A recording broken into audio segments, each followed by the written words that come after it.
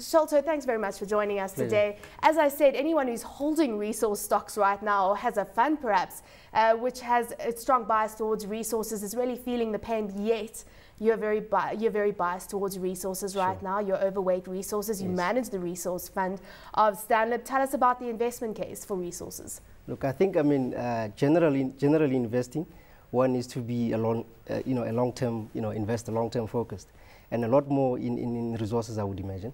I think that if you look at where current share prices are, right, of some of these resource companies, they're certainly pricing in significantly lower, commodity prices relative to where, normalized situation would be.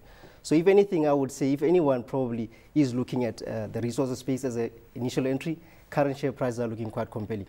I think from a longer term perspective, if you look at what holds as a competitive advantage as far as Africa is concerned, and certainly as far as South Africa is concerned, is probably commodities, and we have a rich endowment of commodities across, a myriad of them, from base metals to, bulk commodities. If you look at South Africa, for example, we've got, about 80% of global reserves in as far as manganese is concerned, and about 70 to 80% in as far as platinum, platinum is concerned. So I mean, we have a competitive advantage in as far as But what about time frames here? Because when you talk about investing, as you say, from a longer term perspective, when are you going to start seeing the patience from looking at that commodity price coming off really starting to bear fruit? Because China has been disappointing with its growth numbers, and you seem to have more and more skeptics with regards to China growth going forward. Look, I mean, I think it's well documented and well understood that China is on a growth process as far as urbanization is concerned, right? Now, that obviously is not just a straight line, and it will have cycles, as there are business cycles in every other business format, right? Now, there is some slowdown right now, but I think remember that China is still probably growing at about 8%, right, which is quite a strong growth rate.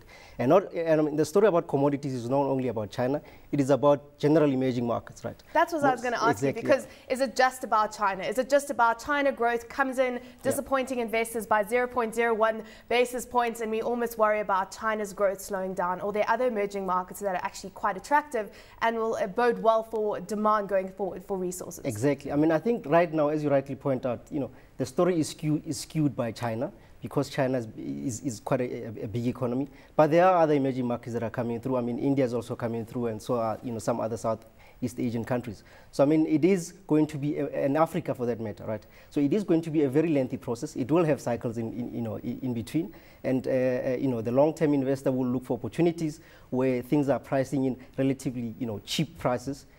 Compared to where you believe normalized prices would be, and you look at those kind of opportunities to take advantage of them. What about the South African story within all of this? Does South Africa hold true in terms of an emerging market that offers opportunities if you're looking to get exposure to growth going forward in the future? I think certainly yes, but I think the South Africa story, from where I sit, is what we can do to take advantage of commodity demand globally. Right. If you look at, for example, the previous, what we call a boom cycle, previous boom cycle, up until the global financial crisis, you could argue that there were instances where we perhaps should have done a lot better than we have.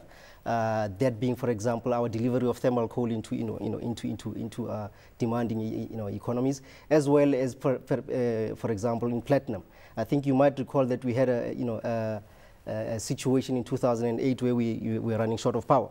So from an infrastructure perspective, I think there's probably a lot that can be done. Certainly government seems to be making the right noises in as far as what should be done. The right noises, is it making the right enough progress to be able to create the enabling environment for the resources companies right now, doing what it can do, all it can do? I think certainly, yes. I mean, if you look at, I mentioned thermal coal earlier on, right? If you look at what we were delivering into market in thermal coal pre the crisis and what has been done up to date, there certainly are instances where you could feel a bit more comfortable with the fact that Transnet is beginning to deliver. I mean, they're still targeting to deliver. I think the number is about 91 million tons by 2016 to match what the Richards Bay coal terminal can do. So I think there certainly is instances to be comfortable about the fact that Transnet is delivering.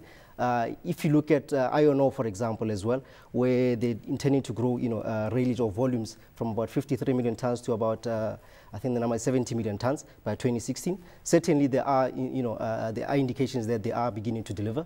Yeah. But what about also the cost of extraction? Because you mentioned price to earnings ratios being quite depressed right now, perhaps pricing in an Armageddon-like situation in the world. What about the cost of extraction, though? Surely the prices are taking into account that the costs are going to continue to eat into profit margins even if demand continues to grow. I think cost, yes, is becoming an issue and has been an issue that has been flagged by management companies for a number of years now. But there certainly are instances where you could take cost out of the system, right? And there certainly are instances where, for example, if demand is not there, management has been quite proactive in terms of, taking out, cost out of the system, taking out volumes out of the system.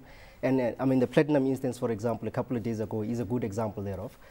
So I mean, yes, cost will increasingly become an issue, but I think management of certainly a number of companies have become quite proactive in dealing with that. Okay, you're clearly a resources bull. Yes. Can you give us one or two of the resources that you think are poised for the most upside if you're a long-term investor? I think we like Billiton a lot. Billiton has what we call tier 1 assets, which are fairly low on the cost curve and therefore provide a substantial amount of protection should prices come off. They will still be able to generate quite a significant amount of cash. And I think we also like African rainbow minerals, which for the same reason is quite poised to deliver significant volume growth into a growing demand environment. Great to have you with us today. Sholto Dolamo joining us there from Stanlib to unpack the investment case for resources.